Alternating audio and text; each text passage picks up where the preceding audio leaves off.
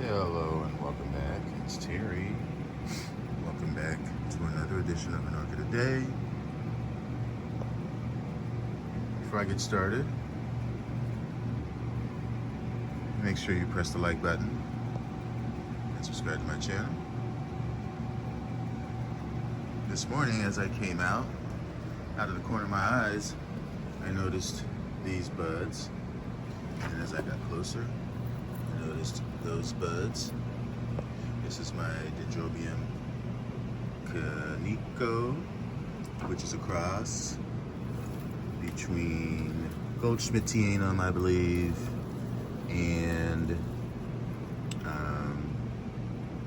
Victoria Reginae. That had already bloomed late in the fall, so it's nice to get another season of bloom out of that plant. But today, I wanted to talk briefly about these Angraecoids right here. I'm not going to talk about this one. I'll just set this one over here. But these are two plants that I just got yesterday in the mail. They were sort of a fluke impulse buy. I often browse for Angraecoids that I've lost in the past or just new crosses because I love them all. And I came across a company that had these two on their site. So I purchased them sight unseen. You can already see there's a spike on one. This one right here, first of all, is Angraecum florenculum. I do have a florenculum already that is back here. It's in hydroponics. Not hydroponics. It's in hydro, semi-hydro. That's what it is. Semi-hydroponics. It's in Leica. It's been in Leica for probably a couple of years. Very slow growing. It's never flowered for me, but they are reputed to be very, very fragrant. One of the most fragrant Angraecoids. They are night fragrant.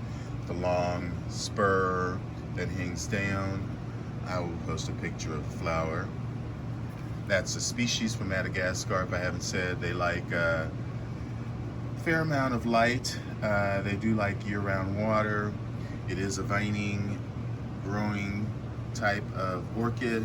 And actually, when I looked closer, I am almost believing that that's a flower spike, although it could be a new growth. But just the position where it's at just makes me think that it is a flower spike. The other plant that I got, it's labeled Angraecum, but it is not an Angraecum. These are Arangus, an Arangus cross. That should be Arangus elro crossed with Arangus modesta.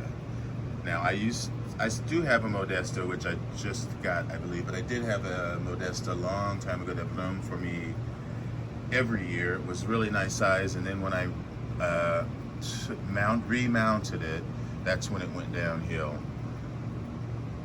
So, you know, I will eventually have to do something with this plant, you know, and so I'll figure it out then and try to minimize the root disturbance, because in my experience, these plants have gone completely downhill. Same thing with my Arangus elisi, which, not Arangus elisi, yeah, Arangus elisi. Arangus elro is a cross between Arangus elisii and Arangus modesta, which is why I'm bringing up elisii. And elisii was another plant that I had as a species. Bloomed beautifully for me twice, and then when I repotted it, it went completely downhill, and that was the end of that plant. And elisii is very hard to get, although I know Equigenera has them now again in stock, so I will probably try that again because it is such a beautiful flower. It gets its bird in flight flowers, very long, thick, tough stem that's very thick and produces flowers along the stem. I think they might be resuppinant, but in any event, it's a very nice species to have. And elisii, Angraecum elro, I used to have also. Got it from Orchids Limited, and it did not ever bloom, but it did grow. But these plants really, both species in general, they hate cold, wet weather. They like warmth, and they do not like cold water on their roots, nor misted.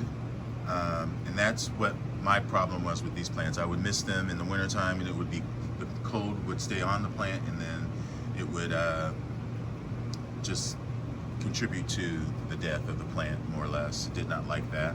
So I have to try to keep these dry. Right now I am keeping them in this tray. Well, this one is fine, but this one specifically, I'm trying to water it from, let it wick up the moisture from the base rather than watering it from the top. These do like a little bit of a rest in the wintertime.